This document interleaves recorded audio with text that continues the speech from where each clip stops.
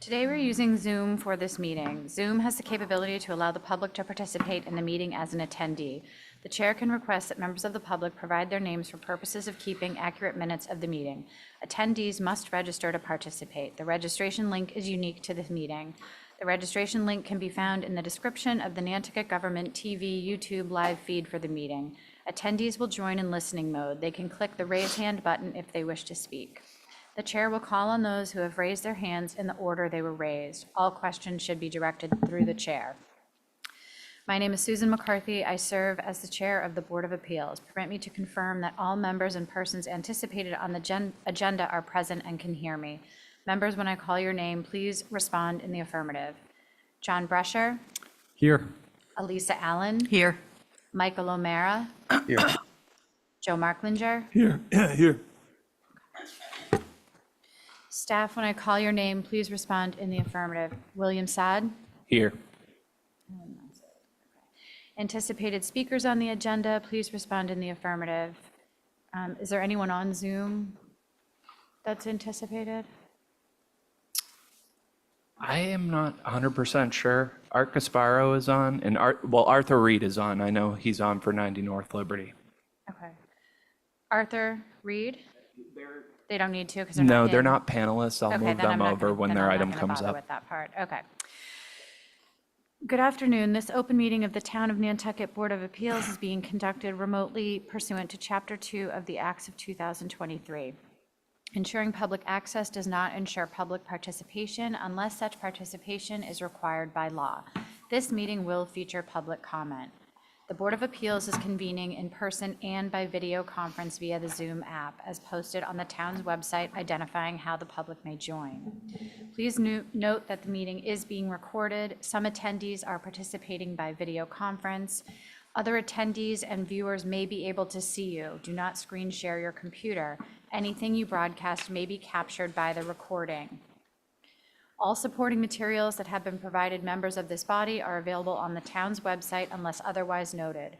The public is encouraged to follow along using the proposed agenda unless noted otherwise. We are now turning to the first item on the agenda. Before we do so, permit me to cover some ground rules for the effective and clear conduct of our business and to ensure accurate meeting minutes. I will introduce each speaker on the agenda. After they conclude their remarks, I will go down the line of members, inviting each by name to provide any comment, question, or motion. Please hold until your name is called. Please remember to mute your phone or computer when you are not speaking.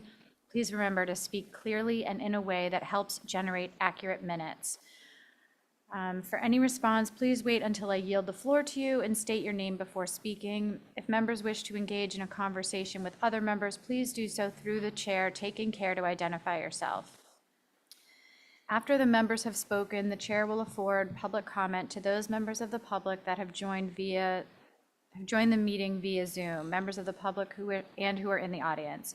Members of the public who wish to speak must state their names and be acknowledged by and speak through the chair. Each vote taken in this meeting will be conducted by roll call vote. Okay.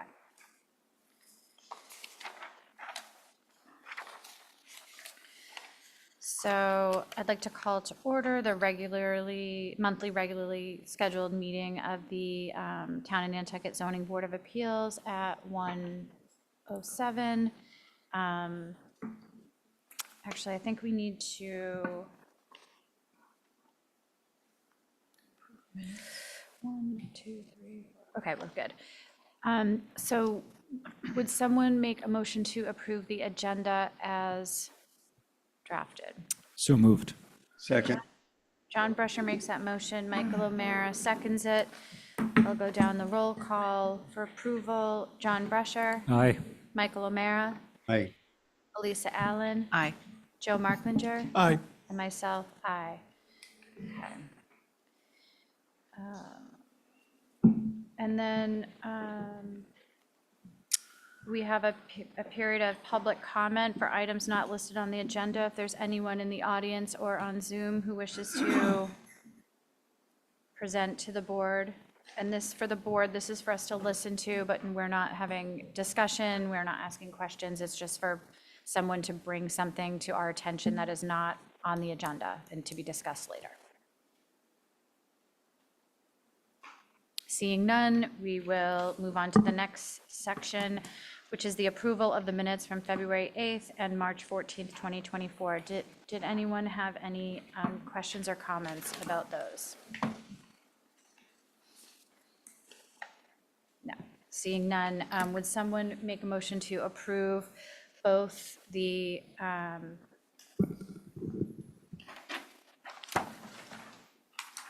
February 8th and March 14th minutes? So moved. Second.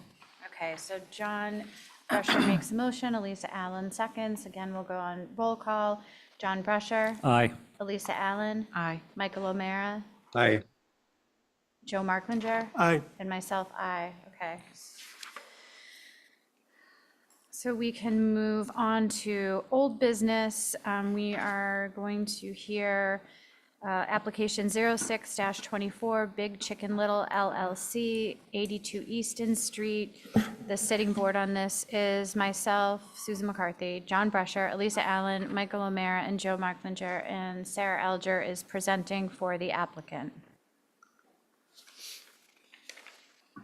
Thank you, Madam Chair. I'm here with one of the principals, Penny Dye, and I'm not sure if Heidi Drew was able to join by Zoom or not. At the last meeting, we were discussing potential conditions, and you asked for a draft decision. I worked with Billy to get that. I hope you saw it in your packets. We tried to come up with a list based on the discussion that we had at the last meeting of all the conditions we could think of. If this is not intended to be exhaustive, though, so if there are things that we missed that you're concerned about, we'd be happy to throw them in here. But the idea would be 2 distinct business entities, one in the main building, the one that's currently there, the real estate office, which, you know, as we know, is a lot less intense than it used to be. One of the employees doesn't even live on island anymore. She's working 100% remotely. The agents themselves are primarily in their cars and working remotely as well. So there isn't the intensity on the site that there used to be. And we'd like to get some use of that studio, which was not converted to a dwelling a few years ago, as had been contemplated. It is a reasonably small space, so the proposal would be to provide a total of 7 parking spaces. There'd be 2 in the garage space and at least 5 stack spaces in the driveway, with the following conditions: no more than 2 distinct business entities, maximum occupancy above the garage limited to 3, the use of the garage being low impact, not a real estate office separate from the use in the main structure, no retail component, would not include things like the collection or dissemination of materials, because we started to think, well, what potential nonprofits or other uses could go up there? And we thought having people come and drop off auction items or pick up tickets and things like that were not the things that we wanted to have happening back there. Because bear in mind, this business has to work cohesively with the business in front, so the principals are going to be particularly careful about who they get back there.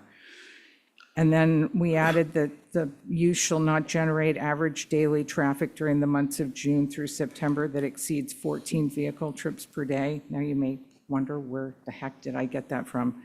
That's from the customary, well, it's now home occupation section of the bylaw.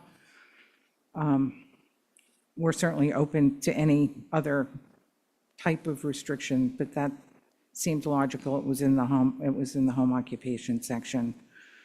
No freestanding signage on the street, and then no further change in permitted use without further relief.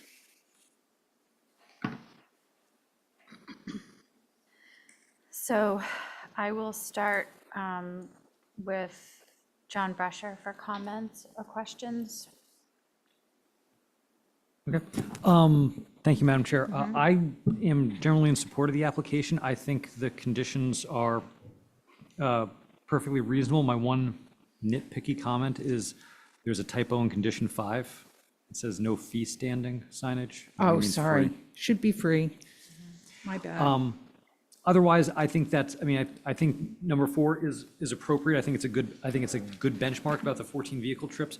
I think enforcement is going to be a challenge, as with so many things, but I think it's good that we would at least have some benchmark there in case zoning enforcement or whomever has to go out and enforce it, that we know what there is. But generally, I was okay with this last month, and I think these are reasonable conditions in light of the scope of the application. Thank you. Michael, do you have any comments or questions? I think the conditions are both reasonable and appropriate. Okay. Elisa? I agree with Michael and John. Joe? No, I don't agree. I mean, I think we should vote against it. There's been 3 special permits already that all say one business. It's in ROH. It's a residential zone. And I don't believe that the parking, that's not gonna work. So I will be voting against it. Didn't I see in the staff report that, was that my imagination, that they weren't recommending it either?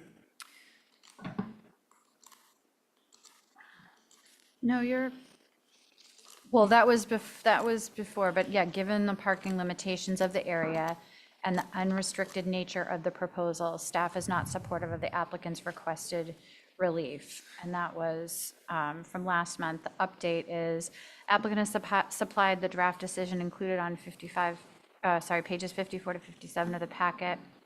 Square footage of the gross floor area of the studio leaves room for interpretation, but regardless of whether it's 341 or 484 square feet, 2 additional parking spaces are required per the bylaw, and this has no change on the relief requested.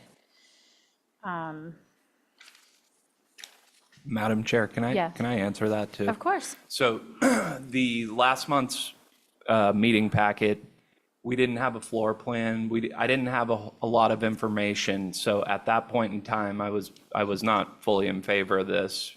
Since then, the applicant has provided some more information to give a better picture of the overall, what they're asking for.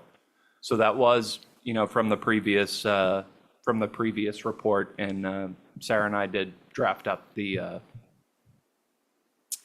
draft decision in front of you. Excuse me, Billy. Is there, Elisa, hold on. Elisa, it's through me just too, technical. Billy. It's a technical question. Did you include a copy of the staff's recommendations in the packet, or are you handing it out right now? I mean, I saw it, but do you have it printed? The staff recommendation is in the staff report, It's right here. but the Has it draft, been printed? Or- the draft starts No, on page. sorry, the staff recommendation. I know about the draft, the staff recommendation. I did Where- not provide an updated staff recommendation in okay. this. We were kind of working on this late in the did you game, get and I was that? trying to get everything out the Yeah. door on Friday. So this was just a different link. I think, do you have any copies of the staff report with you? Yeah. Lisa somehow didn't get it. Can I request just to have that like printed It is. each You can- month? You can get it when you get the packet. Oh, It's I usually didn't, with I it. went and got the packet, I wasn't You with must it. have, it's Okay, fine. I You must have missed it. It's Okay, usually sorry. separate, Yep. Oh, like they're in the same folder. but- okay, thanks, sorry about that. Yeah, okay, sorry, I missed that. Okay. Thanks. Okay, so I just had a question in the decision about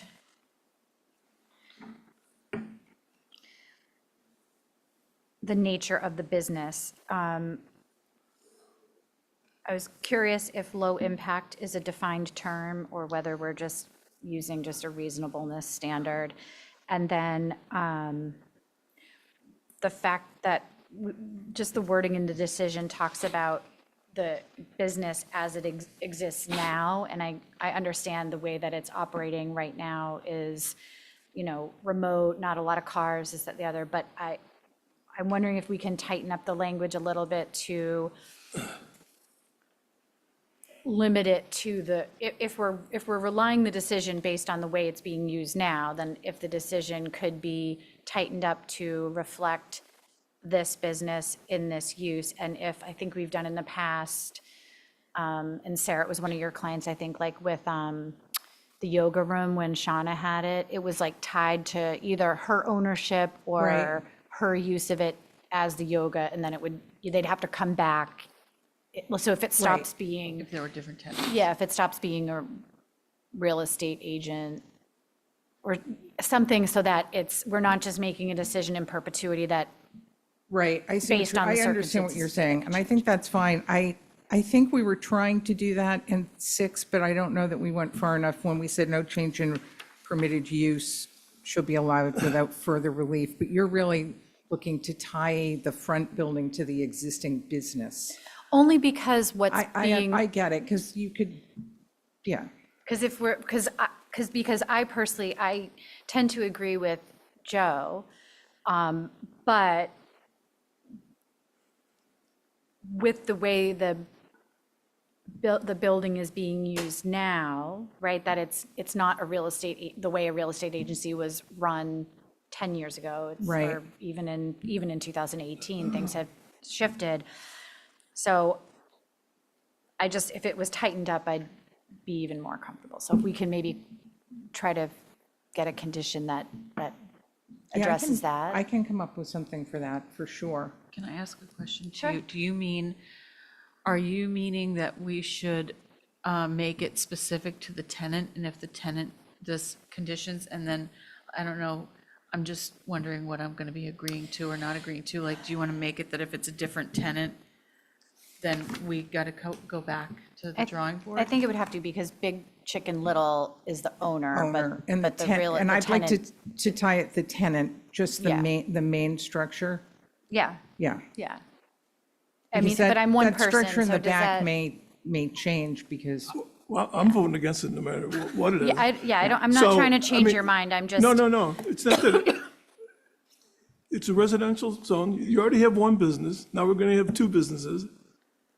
Well, they knew it was residential when they bought it. Yeah, actually- They're real estate people. can I answer know. that? Yeah, hold on. It wasn't residential when they bought it. When they bought the property, it was LC, which was limited commercial.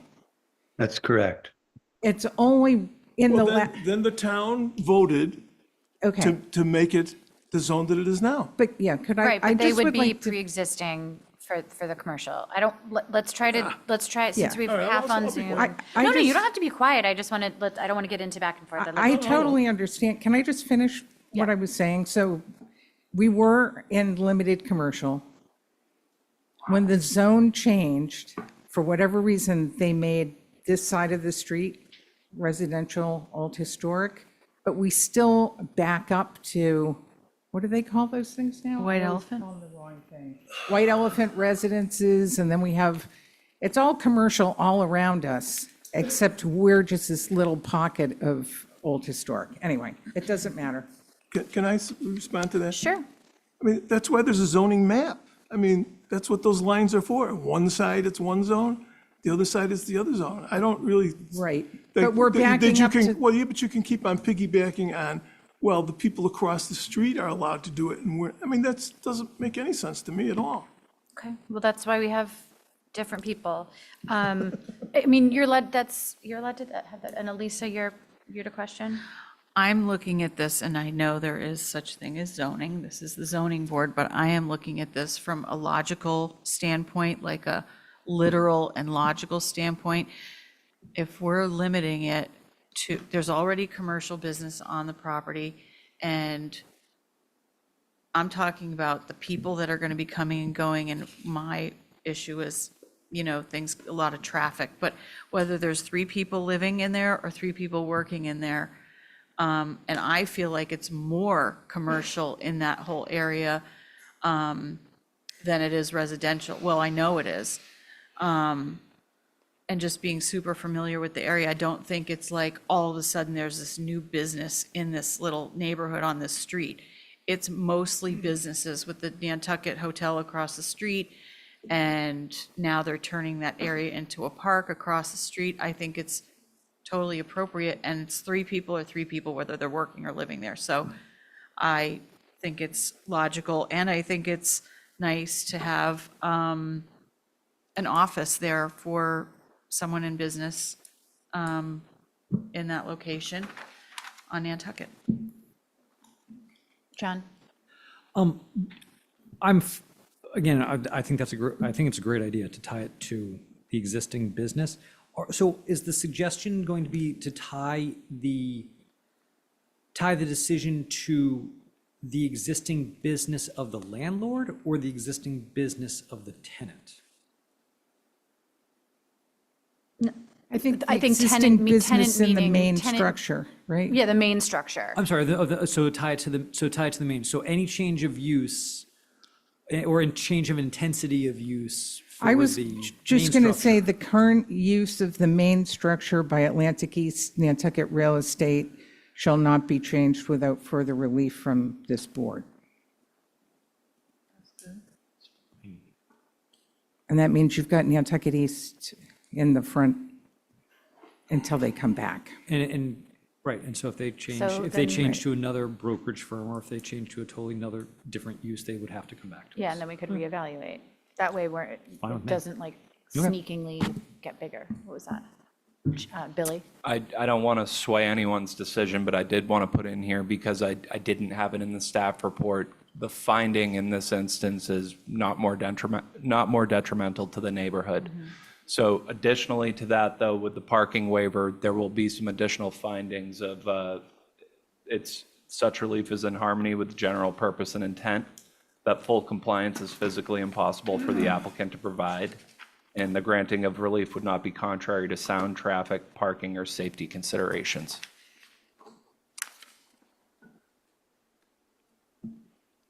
And those are recited in paragraph 6 of that proposed decision.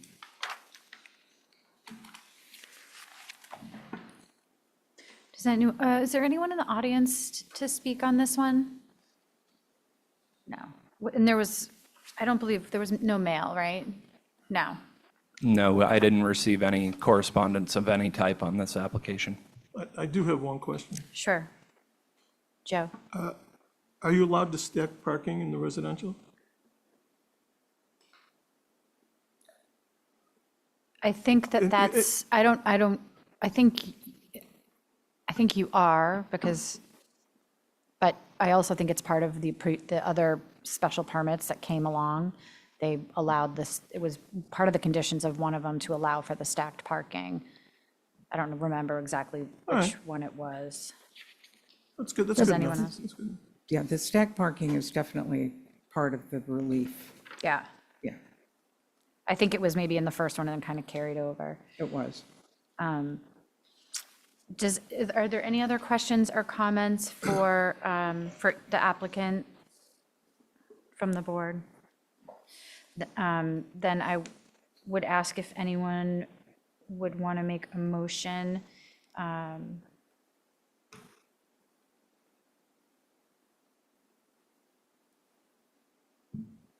Sure.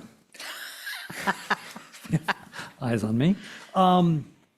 I'll make a motion to approve the relief requested with the conditions provided in the draft decision, with the additional condition that Sarah so eloquently read earlier, with the finding that, let's see, that this is Do you have it? in harmony, not substantially more detrimental to the neighborhood than the existing nonconformity, that the request for relief is in harmony with the general purpose and intent of the bylaw, and that full compliance with the parking requirements of the bylaw is physically impossible for the applicant to provide, and would have or if physically possible, would have a significant adverse effect upon the scenic or historic integrity of the neighborhood, and that the granting of the relief would not be contrary to sound traffic, parking, and safety considerations.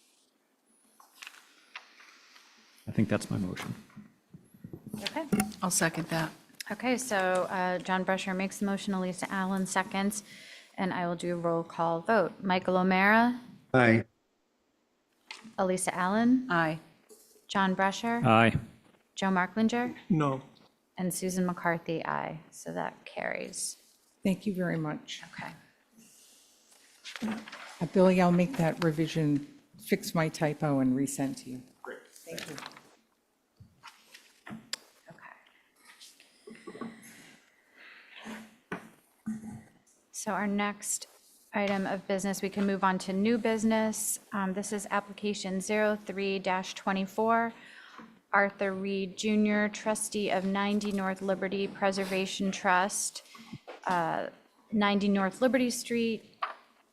Attorney Arthur Reed is presenting for the applicant, and Lisa Botticelli is recused on this one. So, I just brought Arthur over. Okay. Arthur, you are on. Are you taking Arthur's place? I'm the builder, so I'm just here if you have any questions. okay. Okay, took me a minute to punch the buttons to get on properly. Okay. This property, which is in my name, my record ownership as trustee, is one of the oldest houses on the island. It's situated at the corner of North Liberty Street and Cliff Road, and I think that probably everyone is quite familiar with it driving along Cliff Road, even though there's a fair amount of vegetation that screens to some extent from view. This is a situation in which my client bought the property a couple of years ago and has been engaged in a process of renovating the house, the interior of the house, protecting the house, the exterior of the house, and doing a sensitive renovation of the interior.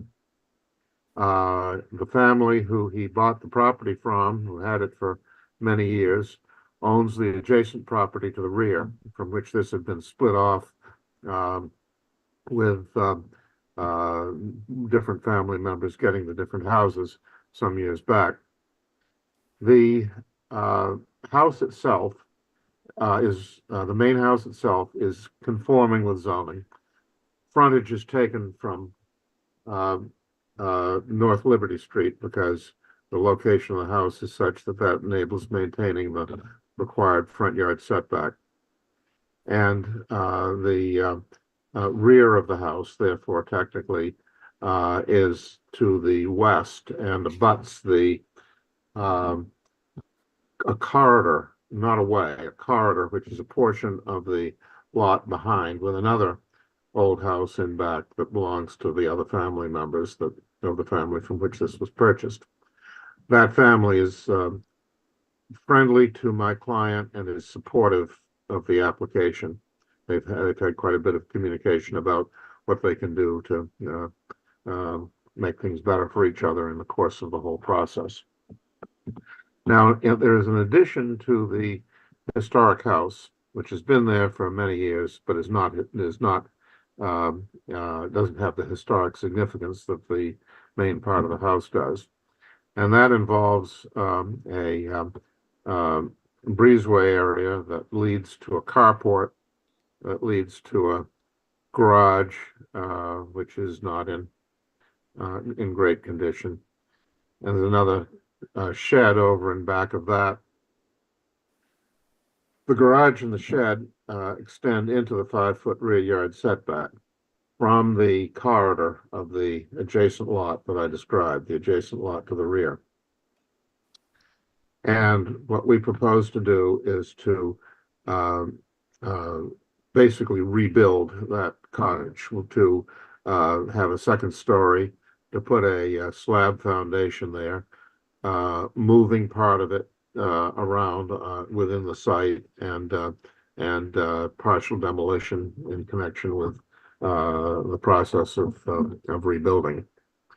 And because we're within the 5-foot rear yard setback, we need zoning relief in order to do it. The structure in question that's being rebuilt is approximately 6 inches from the lot line at the closest point, but it tapers away from that. We won't be getting any closer.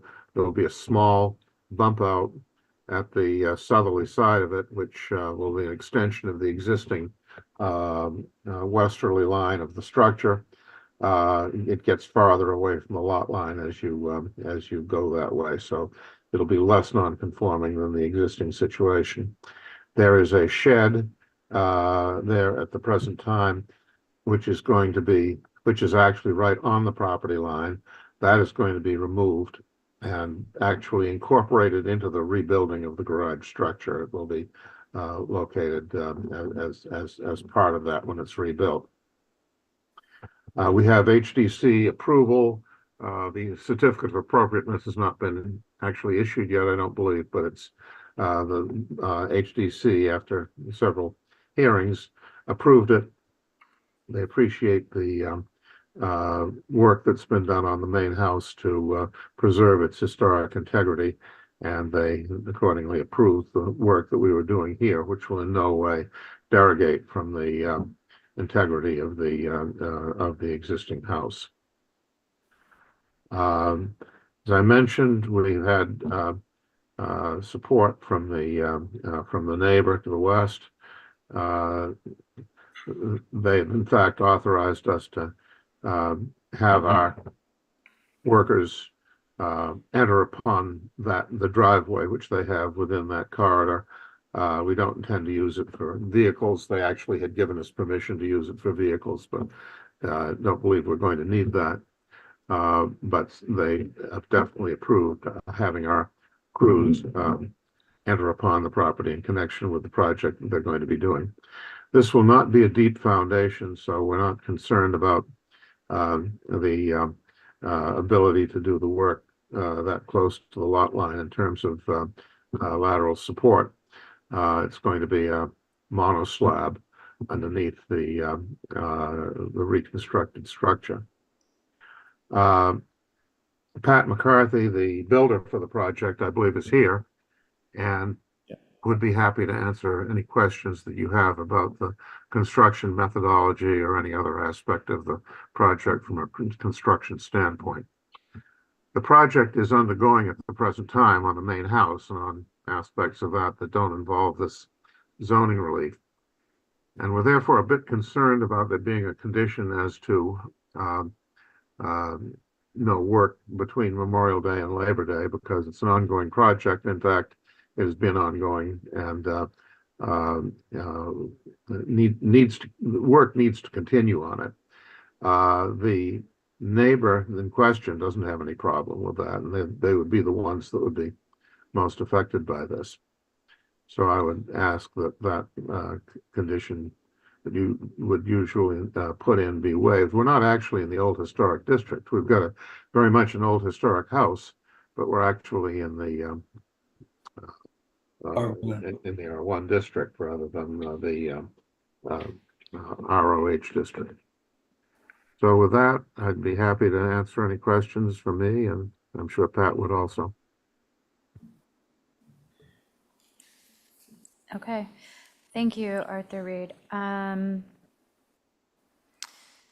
John, I'll start with you again. Do you have any questions for Arthur or for Mr. McCarthy? Thank you, Madam Chair. Yes, I just a small one, I think. So is the intention that you're going to, I understand that you're doing work on the main house now, but is the intention that you're going to be doing work on the garage between Memorial Day and Labor Day, or? Yes.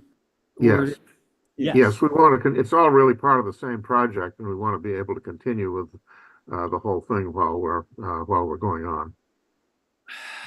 Okay. All right. That's all I had. Okay. Michael, do you have any questions or comments for either gentleman? Yeah, if either knows the answer to this, across the street from this property, there is a stretch of shoulder that is turned into a parking lot.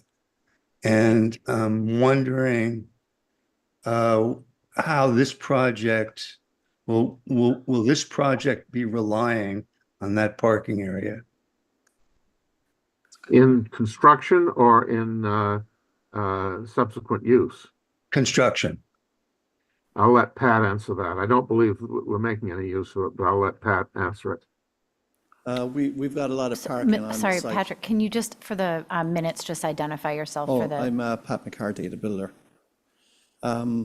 We've got a lot of parking on site, and that parking in the summer usually gets used by the staff of Something Natural.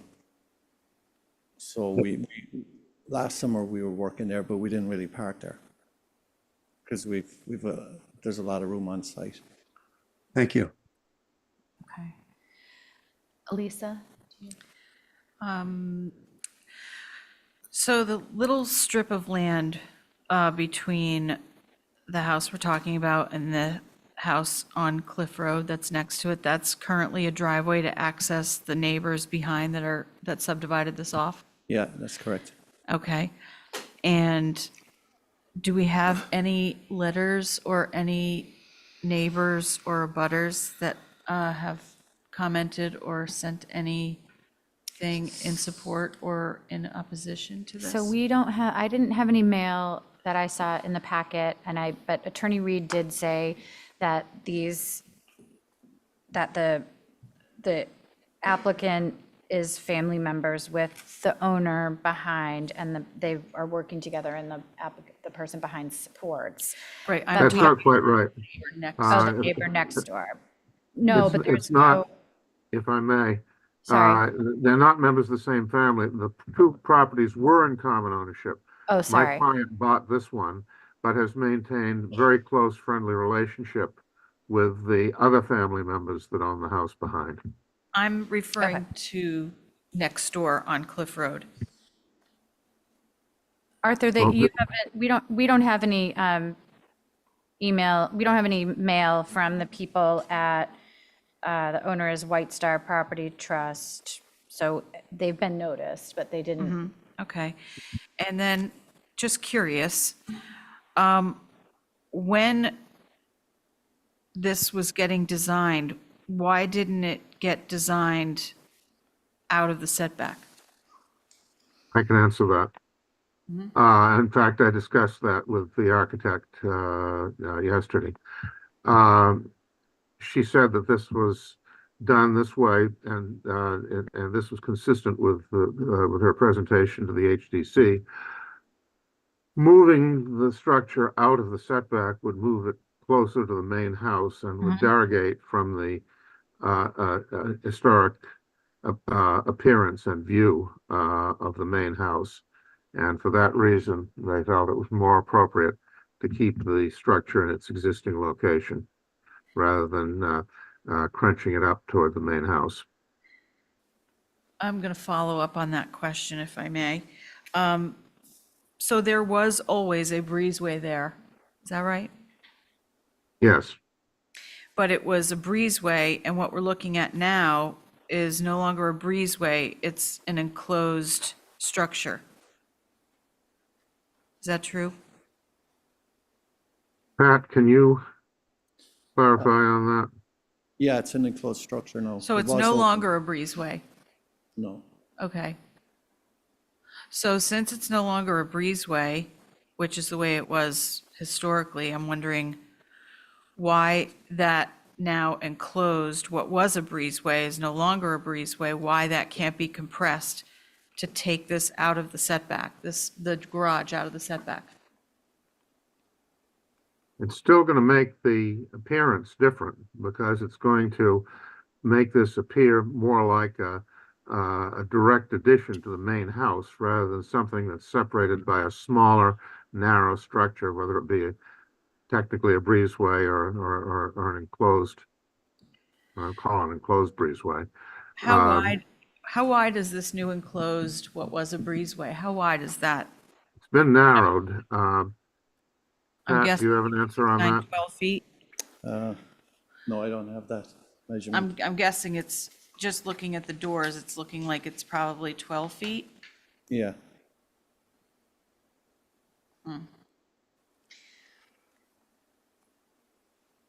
And it looks like it's bigger than when it was a breezeway, it's looking bigger now. I believe it's been narrowed on the HDC plan. It's not, um, if you take a look at the, let me see if I can find I'm looking the, at the elevations. look, if you go to the, before and after plans by Arctis Barrow, it looks the same. But on the elevations, Uh-huh.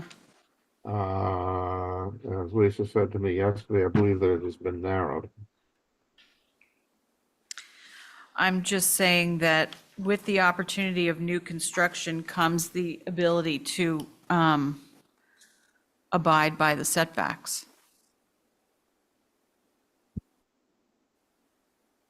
Again, I'm just explaining to you why that was considered and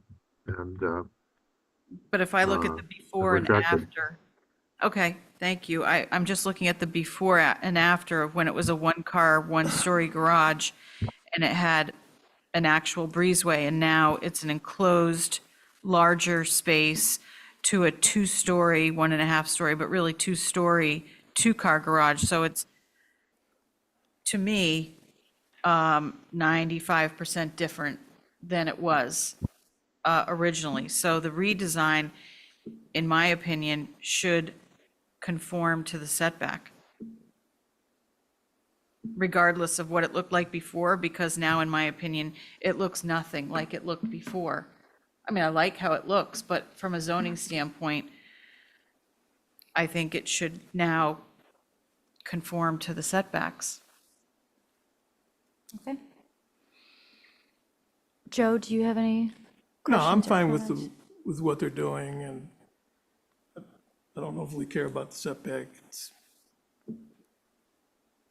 I drive by here all the time. It's coming out nice, real nice. It's gonna look good. And I don't care about them working in the summer either. Seems like they're back from the road. I do go by there a lot. I don't notice any, I mean, it's kind of a typical construction site, but it's not like crazy busy or anything. Okay. And so Billy, this is R1? Yeah, so Not there's, ROH. there is did I put ROH? No, no. But we have the recommended condition is that there be no exterior construction allowed Correct. between Memorial Day and Labor There- Day.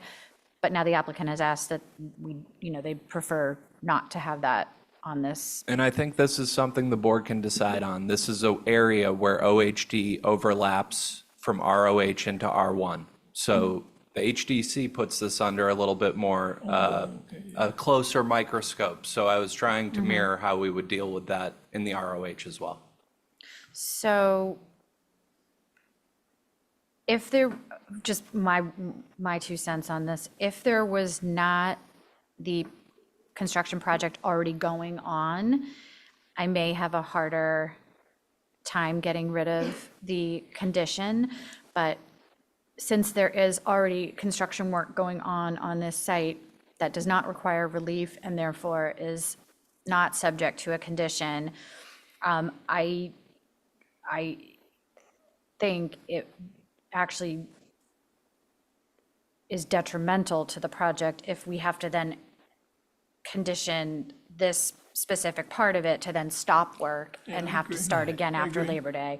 It just doesn't seem like that would be in the best interest of the project, the neighbors and the applicant, trying to get this done in a timely manner. But does anyone else feel? I agree. I think because they're connected, I think it'd be very difficult to sort of differentiate between one project versus the other. Yeah.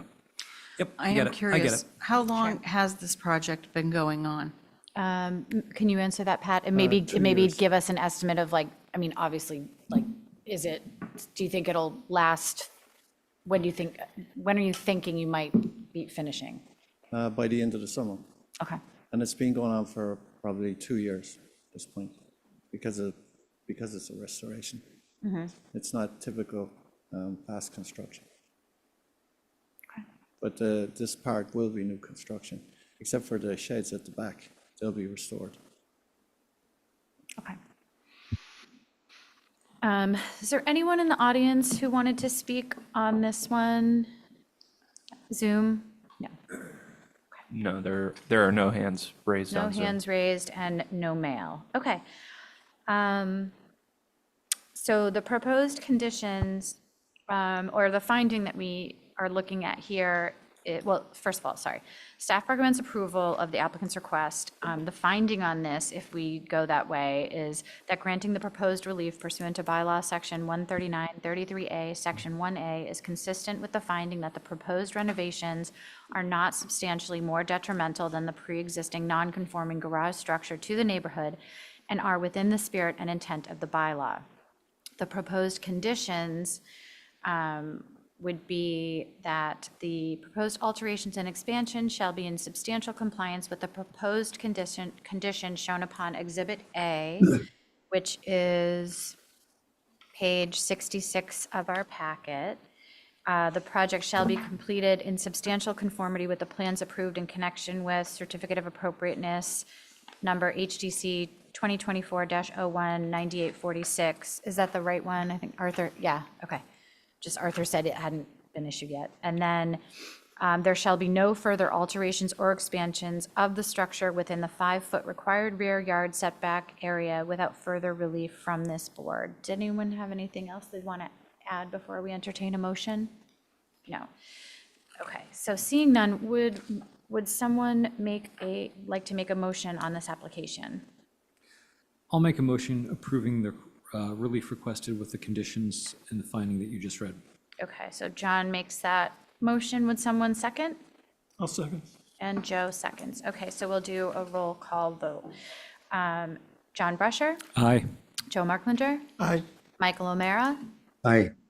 Elisa Allen, Opposed. okay, and myself, aye. Okay, so that motion carries. Thank you very much. Yep, you're welcome. Thank you. Thanks.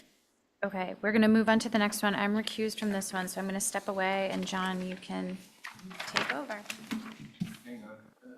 Oh, Sorry, yeah. hang on one second, John. I'm moving Lisa Botticelli over as a panelist.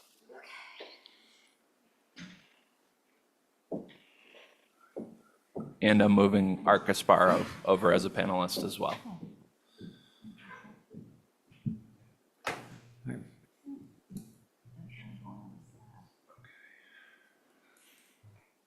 Okay, we ready? Okay. This is file number 07-24, Scott Kurland and Candace McDonough Kurland, 334 Nantucket Road. For the applicant, Mr. Gasparo, I think you have the floor. Thank you, Mr. Pressure. For the applicant, Arthur Gasparo, Nantucket Engineering, this is a situation where we are proposing to pick up 2 structures. One's a smaller garage and one's an existing dwelling, and move it away from the eroding coastal bank. This is the very last house at the end of Nantucket Road on the left. It has the Chicago Street beach access parking lot on one side and Nantucket Road, Nantucket Beach on the other side. Even since we filed this application, there's been additional erosion, and I received a picture yesterday from the owner that the deck's about 9 feet away. We did an emergency order with the Conservation Commission and the building commissioner to pick up the garage and get that moved earlier in the winter. So that's on cribbing located in the front yard, if you will, at this point. And so our proposal is to move both structures as far as we can get them from the coastal bank and put them into the front and side yard zoning setback. Front along, it's a corner lot along Nantucket Road, and side along Chicago Street. The house would be supported by a pile foundation, so you don't have to worry about excavation into the roadway, and the garage would be just a frost wall and slab. There was an special permit issued, or variance actually, excuse me, some years ago, but then the house didn't actually get moved. And now it's really not an option at this point. As you know, erosion could be cyclical, and it seemed to have slowed for a period of time, but now has accelerated a bit. So we don't believe there would be any adverse impact on really the interests protected by the board. And we'd be happy to address questions, comments, or concerns. We did receive in order of conditions from the Conservation Commission at the last meeting for this work. Thank you. Any comments from any board members on this one? Oh, I'm Joe? fine with it. I'm just going to ask, there's no chance you could move it into Chicago Street? Through you, Mr. Chair, I don't know that we'd want to get into that with the town versus staying on what they own and control. Okay. There's a fence line though. Yeah. So, Yeah, it's like a probably a 30-foot layout, but they only seem to use like 15 of it. But anyway, Mr. Chair, yes. you do need to activate one Oh. alternate for this. Oh, okay. Well, so the board is myself, Joe, Elisa, Michael, and since Jim's here. All right, Jim, you're up.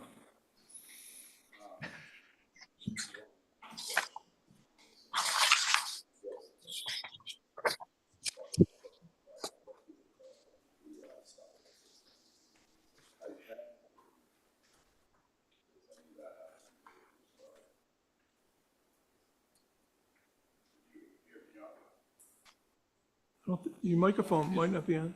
Oh, sorry, Art. Is this, is there a septic system that's going to need to be moved with this as well? Is it a- Through you, Mr. Chairman, we are proposing a 4,000 gallon tight tank, which would be located between the structures. That was also approved by the Conservation Commission, but we still have to go through the Board of Health for that. Okay, thank you. Thank you. Any other comments from any board members at this time? Any? No? yes. Yes, Lisa, please. So the main house, there's a main house and a garage, and the main house is going to be pushed towards Nantucket Road and to the northeast corner, is that right? Yes, ma'am. And so, what's the front setback there? Through you, Mr. Chairman, we are requesting the reduction from 20 feet to 1 foot for the step. Now, obviously with the step and the bylaw change, I don't know whether you count to that or not, but I think you should. And so we're gonna put the step at 1 foot off of the line and the side of the building at 1 foot off of the line, off of the sideline. So your sideline setback could be a reduction from 10 to 1, and you'd be a reduction from 20 to 1. And are there any thoughts on safety with this move, just basically having 1 foot until you're in the road? Again, through you, Mr. Chairman, if I may, I show the edge of the pavement on the plan, which is, I could bring up a drawing, but eyeballing it, it's probably 9 feet or so away. So there's a substantial shoulder, if you will, on that road. So it's not like an in-town situation, if you will, where the front step is into the actual traveled way. And I'm just going to keep asking a couple more questions, if that's okay. Please. So the bike path does not continue in front of this house? It stops? That's right. It where stops at Chicago. Chicago.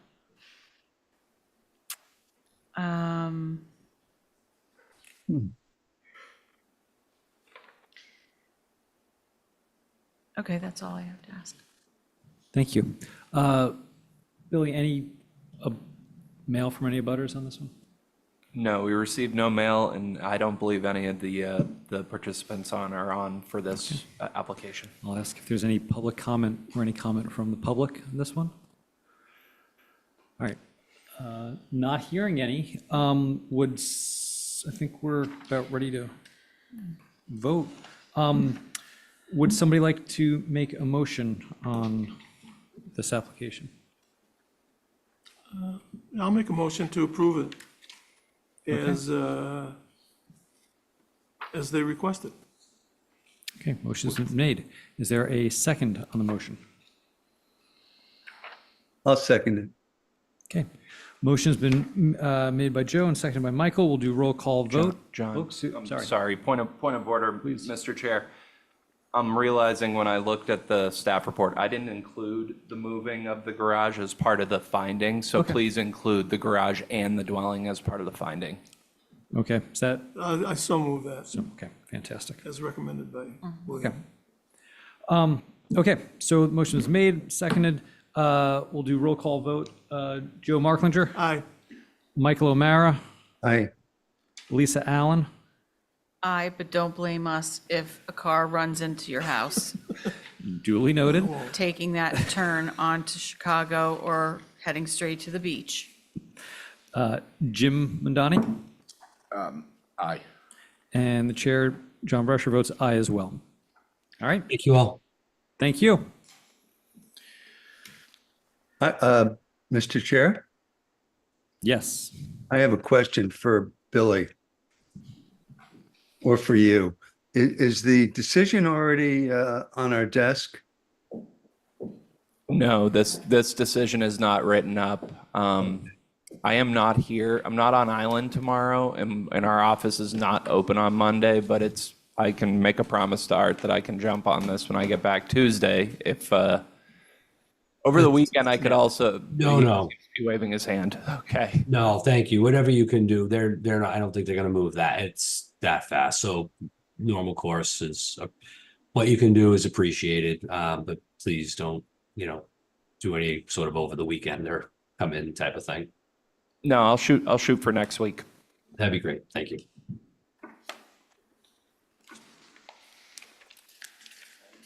Okay. Thank you. Okay, so our next application is 08-24. Mark W. Howard and Christina M. Howard, trustees of the Howard Living Trust, 13A Willard Street. Attorney Brian Swain is presenting. You have the floor. Hi. For the record, Brian Swain, attorney for the applicant, the Howard Living Trust. They own a condominium unit number 1 of the Driftwood Cottages condominium, and that's located at 13 Willard Street. And that particular parcel is improved with 3 single-family dwelling condominium units. And all 3 of those condominium units predate the town's adoption of the zoning bylaw. So they're pre-existing non-conforming as to multiple single-family ownership on a single lot. In 1992, the condominium association obtained a special permit from this board to validate having multiple single-family dwelling units on one lot. And this particular parcel and neighborhood and all the streets around it are located on Brant Point within the 100-year floodplain. And it's also within land subject to coastal storm flow. And these units need to comply with the FEMA floodplain requirements. And my client's structure currently complies with all intensity regulations. There's no setback intrusions. It's located in the R1 district and improved with a 3-bedroom, 2-bathroom condo. And they're seeking a special permit to alter and extend their condominium to raise the structure, the existing one, construct a FEMA flood zone compliant foundation system, and replace the structure with a 4-bed, 4-bath structure that's shown on the proposed conditions plan. The proposed renovation, it will slightly increase my client's ground cover by about 184 square feet. However, that increase will not affect the entire locus's ground cover compliance. There'll still be a surplus of ground cover if approved and their renovations are completed. Due to the height of the flood zone compliant foundation system, the peak roof is proposed to be 30.1 feet above average mean grade. In this particular zoning district, if you go above 30 feet, you have to request a special permit. So since we're 0.1 feet over 30, we would also request a special permit to be 30.1 feet over average mean grade. This particular request has been made and approved by the 2 other condominium units on the lot. One of them was a zoning administrator decision. The other one was a special permit that was issued. There's no new parking required. in connection with this request.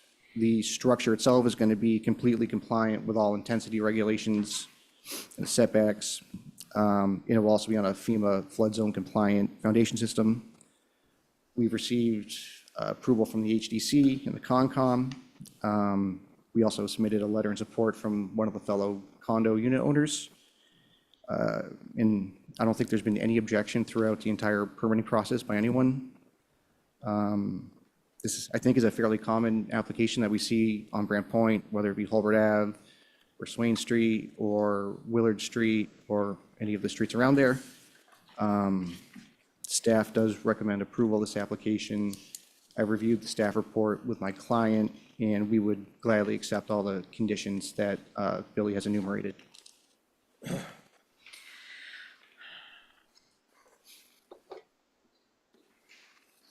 Okay. John, I'm going to start with you again.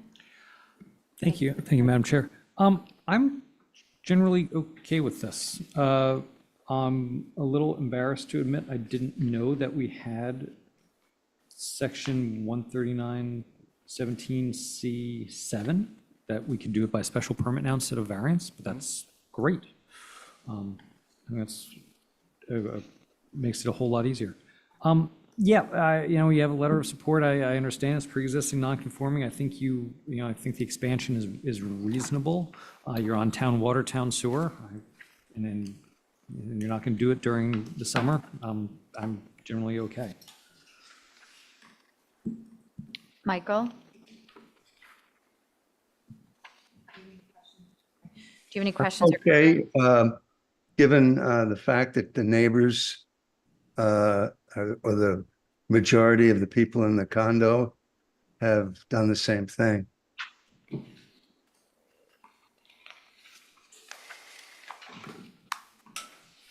Okay. Elisa?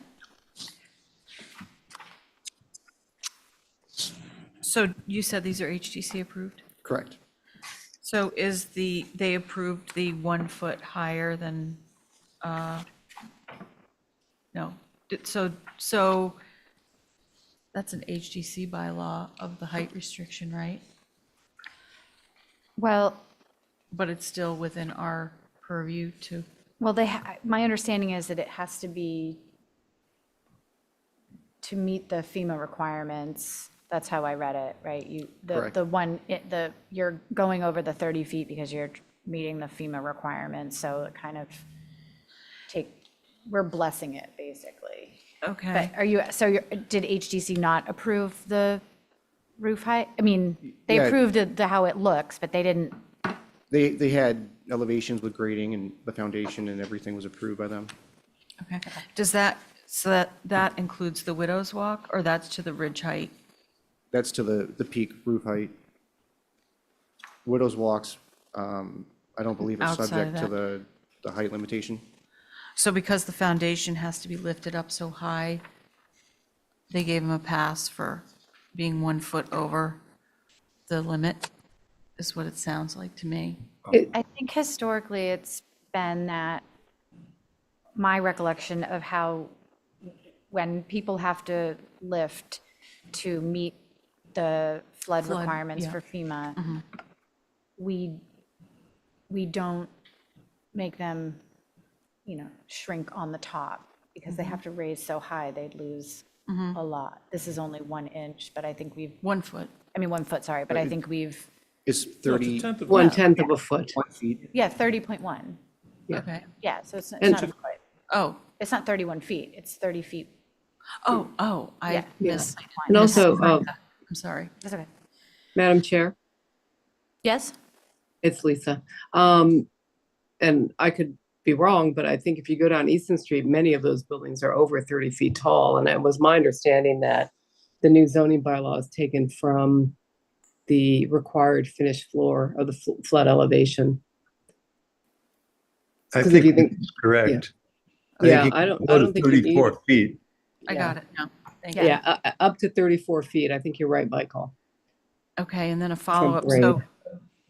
So the footprint of this structure goes over the allowance, but for the overall property that includes all the condo units, the combination of all the footprints don't go over the overall So- allowance. To answer that question, there's not a specific allotted amount of ground cover per unit. Oh, The three structures are on one parcel, so the entire parcel is what's subject to the ground cover requirement. That was more for illustration to show that Oh. the footprint's increasing by 184 feet, but but you're still within the still required below- ground cover, below the below- ground cover. Thank you. correct.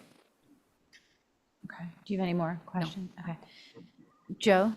I'm fine with it. The 30.1, I mean, it's a shame you have to even ask for that. It's silly. Yeah. Okay, so I didn't have any issues with this one. So we have for mail, we have the letter of support. We have the letter of support. Is there anyone in the audience? Do you have anyone on Zoom? Yes, we have Gary Beller. I am gonna, Gary, you are on. Thank you. Can you hear me? Gary Beller has had to run to the dentist. So this is Carol Beller. I hope that's appropriate and you will accept my comments on 13A. I own 8 Willard, and although it was very nice of the attorney to get the approvals of the other 2 owners of the condo property, they never asked the neighbors across the road. 13A is on a very small piece of property, and if anyone backs up from that driveway, they're in my driveway. So one of the conditions that I hope will be approved is that no work on this property will happen until after the season, because I can't imagine how they're going to demolish and build a new foundation and bring a house on a boat down Willard Street during the season. Thank you. Thank you. One of the suggested or proposed conditions that the applicant has stated they are okay with it is that there shall be no exterior construction between Memorial Day and Labor Day of any given year. So you can, if this project is approved with that condition, you can rest assured that there'll be no exterior construction during that high season. Thank you. Thank you for your comments.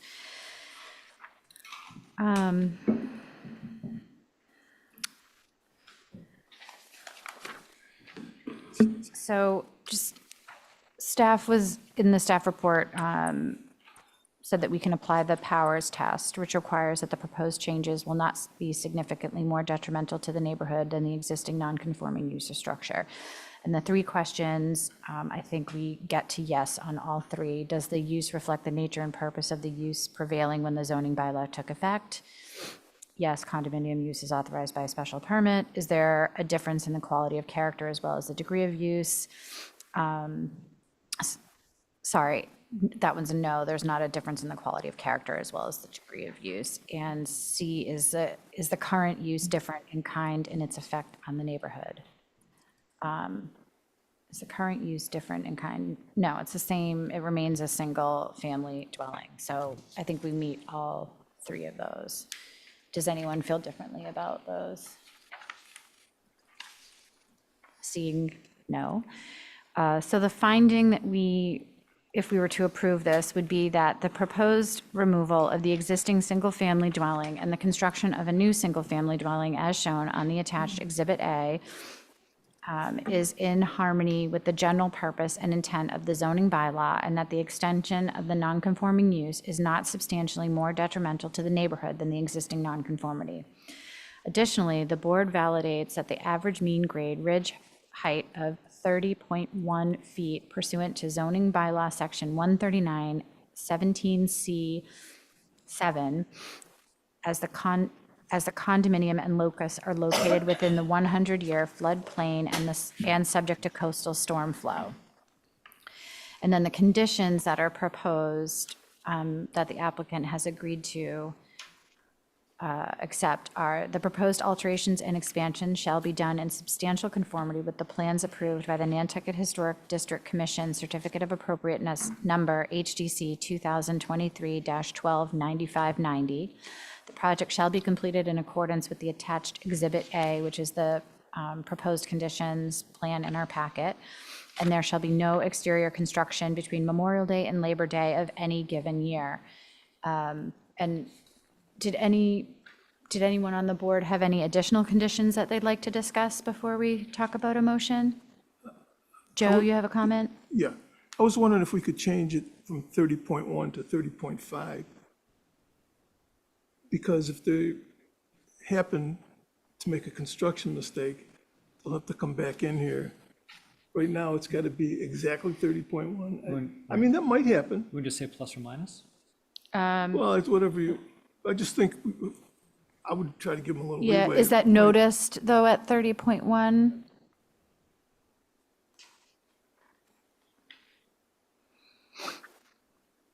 Yes, we had it at 30.1, so we should approve it at 30.1. All right, Should they not Plus be or able? minus, yeah. that's fine. Okay.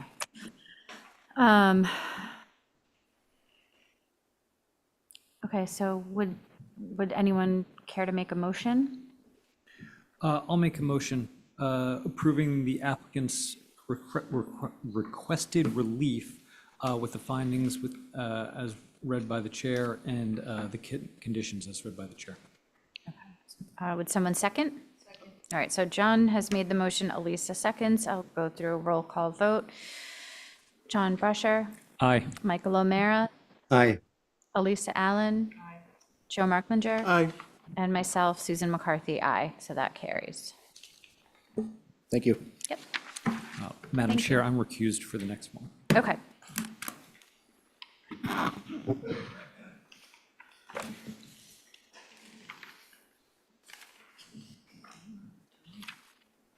And Madam Chair, you have either Lisa or Jim to activate. Okay. So Madam Chair, who's my board? So your board will be You? me, Joe? Joe, Elisa, Yep. Michael, Yep, and let's do Lisa, because Jim, you were on that other one. okay. Okay, for the applicant, Madam Chair, Leslie Johnson. This is another pool in Oh, Nantucket. hold on, I didn't say it yet. Oh, okay. Sorry, so the next application is 0924 Leslie Johnson, 51 Washington Avenue and 281 Matticat Road. Linda Williams presenting for the applicant. You have the floor. Thank you, Madam Chair. This is a pool in Matticat, and as you know, any pool in the VR zone has to come to the zoning board for a special permit. I've given you a lot of pictures showing you how much landscaping she already has in her yard. And this pool is going in an open area right next to her deck coming off her house. So there's no extra cutting that we have to make. All entrance to the property for the pool will be off of I Street and not off of Matticat Road. The HDC was very clear on the plan that I gave you that there is no disturb on that buffer zone between the pool and Matticat Road. They also, in their approval, their condition was is not visible at the time of inspection, so that dense vegetation that Art has on the plan is clearly noted that it's remaining intact. And if we have to augment it, we will augment it before the final inspection. It is 34,400 square foot lot, so it's well in excess of the 20,000 square foot minimum it's supposed to have. It is 48 feet minimum from Matticat Road, 80 feet from Washington Avenue behind her house, and 91.5 feet from I Street. There is also a secondary dwelling blocking the visibility from I Street. There's a shed blocking the visibility, and the pool equipment will be attached to the shed, which is clearly indicated on the site plan, and it will be surrounded by a 4-foot fence. So there is no immediate abutter except for roads from the pool equipment, and it's shielded from the road by the fence around the pool equipment. It's pretty simple. The only thing I wanted to mention on the conditions that were listed is that she is on town water. Everybody going down that whole strip is on town water, so the pool will be serviced by town water. I believe there's a regular condition on pools in Mattocket that should it not be on town water, X, Y, and Z has to happen, but she is on town water. And both lots will be on town water. The front one will be on town water. And the HDC basically approved it because of the dense existing screening and because it's not visible. There is no extra lighting, so all the other conditions are fine for Leslie. She's a Linda, can I ask opponent. you a quick question? Is this, this is now one lot, correct? Yes. Okay, so there's no Can't have a issue. pool in it. The pool is entirely on 281, but because Yes. it's ancillary, the lots have merged automatically. They've merged. Okay, I was just making sure. There's a faint dotted line on Art's plan. I was just making sure they had merged. Yeah, because they have two separate addresses, but it is now one lot. Okay. I checked with her attorney as well. And the only other thing I wanted to add, that it not only does it say that the pool not to be visible at time of inspection, but also in perpetuity. Not that Yeah. they would ever want to have exposure to Nantucket Road from a pool, but it's not like they can make it visible later without potential fines from the HGC. Well, I believe the HCC condition should have said in perpetuity. They may have forgotten to write it. Yes, it did. No. I Every said one of them it does says say, it does say perpetuity. Okay. So I'm just saying that even though I don't think that there is going to be any reason that we have to worry about its visibility from Nantucket Road. I think that's pretty much Okay. it, but as you can tell from the pictures, she has spent a lot of time landscaping her yard in addition to what's not being disturbed in that setback from Mattocket Road and I Street. So, and that part of Washington Avenue is all dirt at that point when it comes off of I Street and it goes up a hill to her house. So you can't even see into the lot from what's left of Washington Avenue at that point. Madam Chair. Okay, I'd like to go through, Billy, and then I'll go down the list of, Your back's turned. I was going to let you know Michael has his hand okay. raised. Well, Michael, I was just about to go to you, so do you have any questions or comments for the applicant? I don't have any particular problem with the pool at all. I have a question regarding the trucking and excavation companies are going to be using the access from I Street. What is going to happen with the landscape from I Street after the pool is constructed? We have to reinstall it. Some of this stuff is movable because there are trees that are planted in her yard. We will pick them up and move them. I believe they're already trying to pick them up and move them without killing them, given this time of year. So everything will be replanted and replaced there because if the HDC can see the pool through the secondary dwelling and the shed from I Street, then we're going to have to plant even more. So the screening has to be replaced all up and down I Street. But we didn't want to disturb anything from Mattocket Road. Is there a plan? No, because we have to leave that up to whoever's coming in where they want to pick it up. But it's probably going to be if you're looking at the plan, it'll be to the right of the shed, straight in, probably 30 feet off of the intersection. So that will get vegetated. Oh, it has to be. Okay. Yeah. That'll be in the decision. Yeah, I think we can, sorry, Michael, I didn't mean to cut you off. I think we can talk about adding or bolstering up the conditions to make sure that we reinforce the HDC's requirement for screening and the dense vegetation to remain. Yeah, and I would add that you put one in there about replace the dense vegetation on I Street side specifically. Okay. Michael, do you have any? Yeah, that's fine. The other question I have for Billy or you, Madam Chair, is my recollection is the last 4 or 5 applications we've had in Nantucket, we have a list that really only applies to Nantucket. And like one of the lighting, it's already been said there's not going to be any new lighting. The pool has to have lights in it. Vegetation is part of it. And then when it comes to lowering the water level in the fall to close down the pool. My recollection is that in Nantucket, you have to have that top 16 inches of water removed professionally and taken some other place other than Nantucket to dump.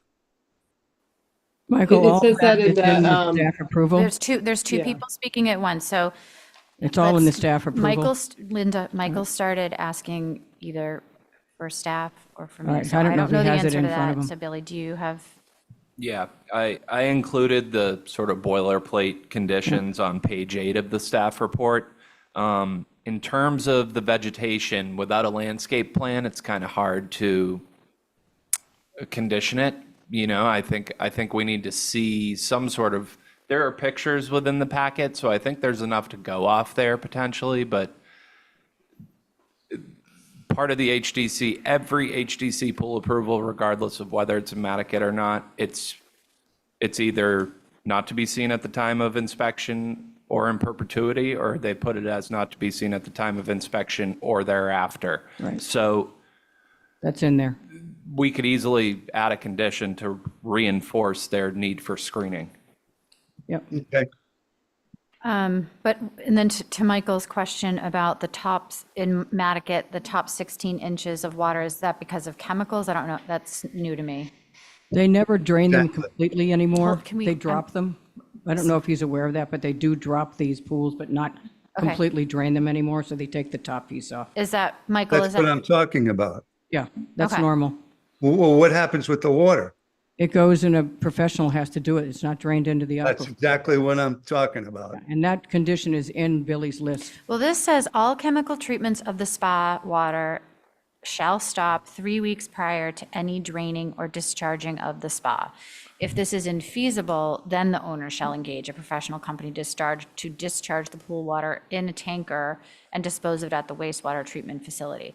But are we saying that in Nantucket, it just needs to, they just have to engage the professional, regardless of whether they stop the treatments 3 weeks ahead of or not, they just need to engage a professional company? Yeah. Yeah, I mean, that is the condition that we've always had on these VR pools. The Plus department, that's not covered under zoning, the removal of 16 inches of water. I'm not sure if that's Health Department or Natural Resources who would be in charge of that. So I don't know that we can condition for another department's sort of oversight. I would suggest that any draining of the pool would require a professional, period. And just leave it I there. mean, fine, if you're willing to do that, then we can, Yeah. That 16 inches is kind of nebulous depending on what you're doing and what kind of pool you have. I would agree with that. But it's at least a foot. Yeah. And would Okay. it be, We would can it make be that too much, change. would it be too much hold to ask? hold on, to- Lisa, I'm gonna get to you. Hold on one second.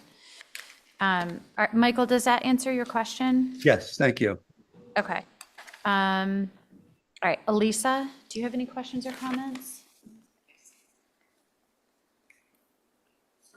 Two things, and this piggybacks along with revegetating along I Street where they're gonna be using for access. What I'd like to also add is that there will be no access during or after construction directly from Nantucket Road. And I know they want to maintain that vegetation, so I just want to reiterate that, you know, somebody in a loader doesn't think they can just like cruise in off of Nantucket Road and take a right.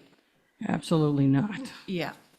So I want to just make sure that that doesn't happen. And then my second question is, where is the location of the pool equipment? I don't see it on the plan. On the shed. Maybe it's just too tiny. Yeah, it's going to be attached to the shed with a 4-foot natural weather fence. Where is it? And I can add that. HCC seemed satisfied that it was going there, so they didn't make me come back with another plan. I can have it put on there. Let's put it on there Okay. I can do that through staff, hopefully. and just make sure it's a big enough space Yep. that is going to accommodate all of the equipment. Yep, And other than that, I have no other questions. okay. Okay. Joe? you have any questions or comments for Oh, Linda? you said Jim. Oh, no, I said Joe. Oh, did you? Yep. I heard Jim. No, I'm fine with it. Thank you. Okay. Lisa?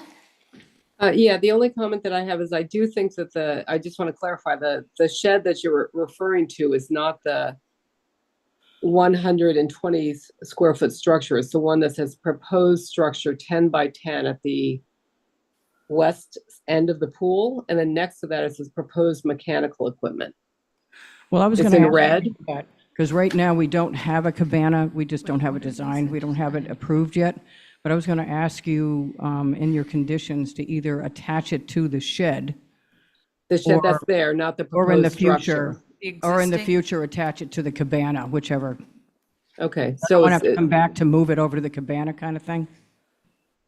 So, okay, so right now, looking, like on the HDC approved plan, it's the 10, it's actually, I think it's 10 by 20. Yeah, but it's not there. It's framed out or like carved out as Future. decking. It doesn't say anything, but on the site plan for pool installation, you have the 10 by 20 proposed structure, but that hasn't had HDC approval yet. No, because we don't have a design for it. So that's why I'm Okay. asking, if there's any flexibility in the conditions, it either gets attached to the shed, whichever comes first, obviously, So or the cabana. So again, like what Lisa's saying, so attached to the shed, you mean the existing? existing shed The with the existing, ramp. or in the future, it can be attached to the cabana without coming back. Okay. It would just move over like 5 feet and go to the back of the Okay. cabana instead. The only other point that I had is I don't think it's a bad idea just to get a plan from Art. It's probably easy for him to just add, a vegetation line around I Street and Nantucket Road to show the screening that we're verbally saying we want. Why not just add it to the site plan? He has the Nantucket roadside already marked on this plan. For I the, don't see it on the plan that No. got submitted.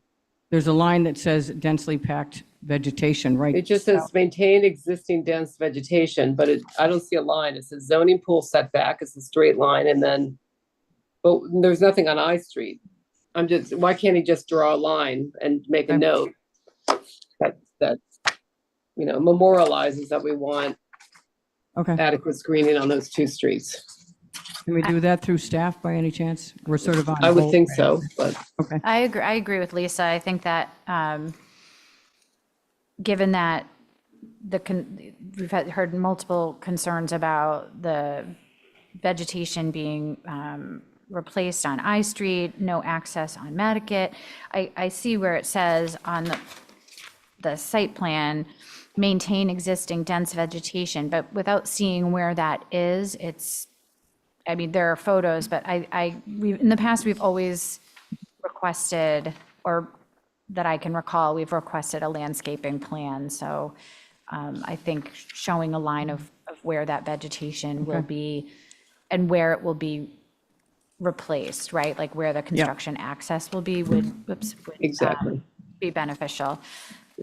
Does anyone have an issue with the pool equipment being attached to that shed with the ability to move to any future cabana or? That's pretty much it. Well, only those two locations. I'd be Yeah. in favor of Yeah. that. Yeah. Okay.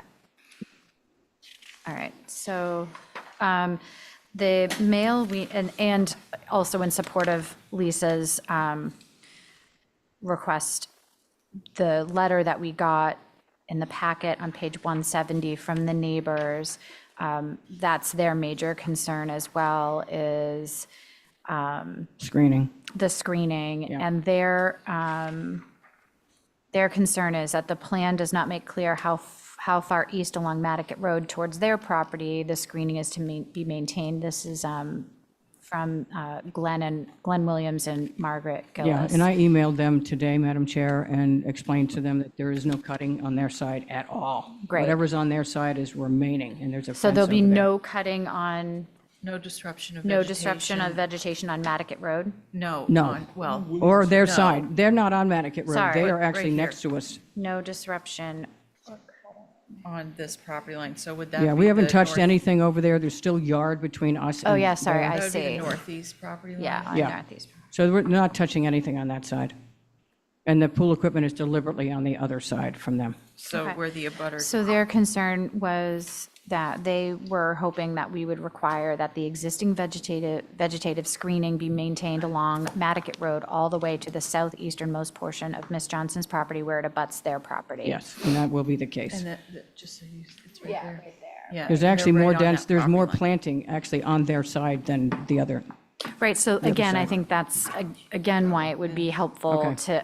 to have that outline of where the dense vegetation is going to remain. So, We'll get Art to do that. okay, do any board members have any additional questions or comments for Linda? No, okay. So, we do issue a special permit in Nantucket. Staff notes that the proposal rather meets the standards for that special permit. And the conditions for our review are all chemical treatments of the pool water shall stop 3 weeks prior to any draining or discharging of the pool. The owner shall engage a professional company to discharge the pool water in a tanker and dispose of it at the wastewater treatment facility. If a municipal water source is not available, the owner shall engage a professional company to fill the spa/pool as needed. The pool shall not be chemically treated between November 1st and May 1st of any given year.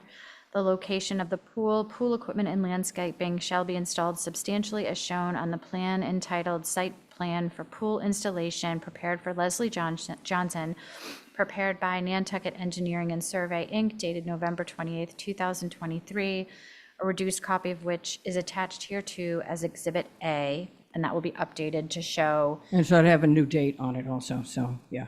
yeah, Exhibit A. as whatever that is. updated, Yep, as discussed here today. Yep.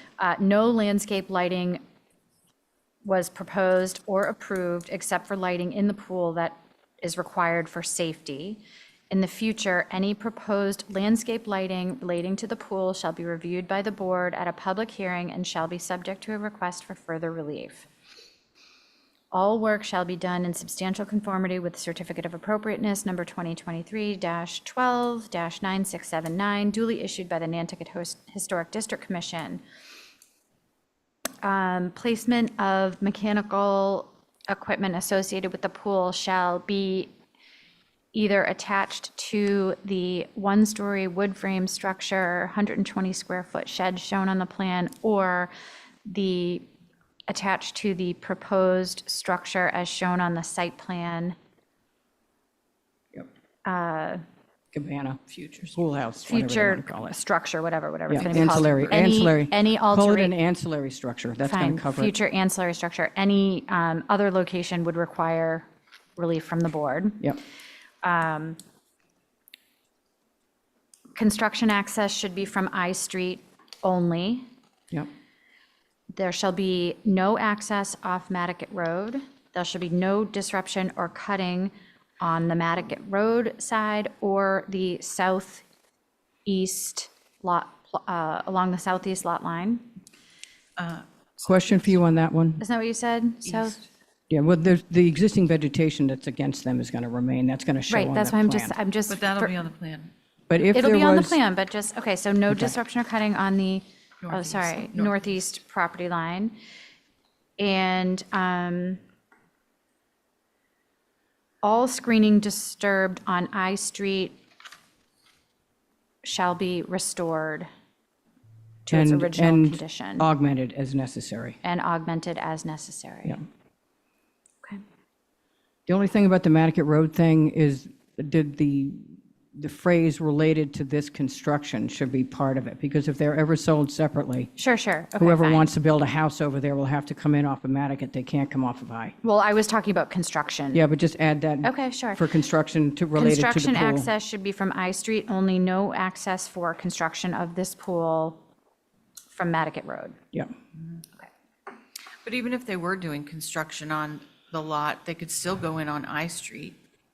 Just saying, it's. if when they're that day separated, that comes. would be, might Yeah. be a little bit more difficult if somebody buys the front lot. Well, it doesn't matter, we're some- not talking Well, it's about that one now. lot now. Yeah, I'm just saying, Right. related to Okay, construction. Let's just stick, Yep. let's stick with what we're talking about. Yep. Is there Oh, sorry. Is there, I don't have any other mail on this one, correct? Just that letter from the neighbors? Yeah, just a letter from the neighbors. And then I don't see anyone in the audience here physically, but is there anyone on Zoom who wished to speak about this one? The neighbor is on Zoom. They do not have their hand raised. Okay.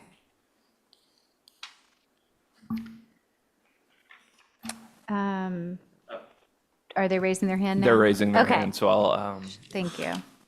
Glenn, you are on. You'll have to unmute. Can you hear me? Yes, we can. I didn't speak up because I believe that our concern has been addressed by the chair and Mr. Saad. So we have nothing further to add beyond what we put in our letter. Okay, great. Thank you. Thank you. Thank you. Okay, so Is that your motion? I don't wrote it know. all Well, I'm down. not making the motion. I don't think. So, Linda want to make it? Yeah.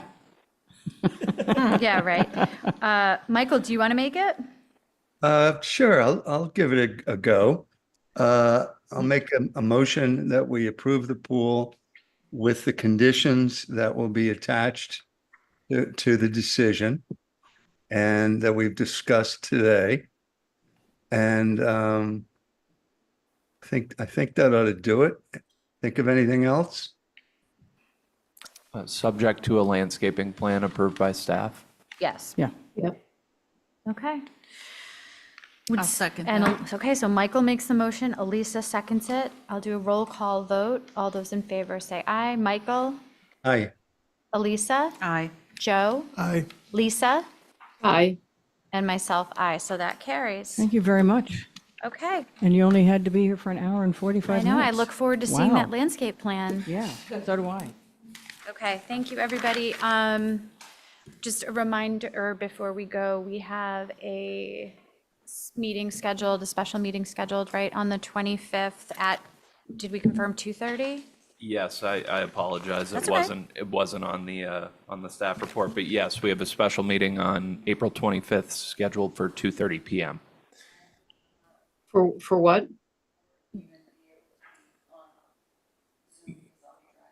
Lisa, so Lisa, you don't have to worry about it because you're. Okay, great. And I think we have a hard stop at 4:30. Either 4 or 4:30. 4:30. I mean, we'll try to push it as far as possible, but I believe, I think health is in after Yeah. us that day. I mean, we had to do what we could with, Yeah.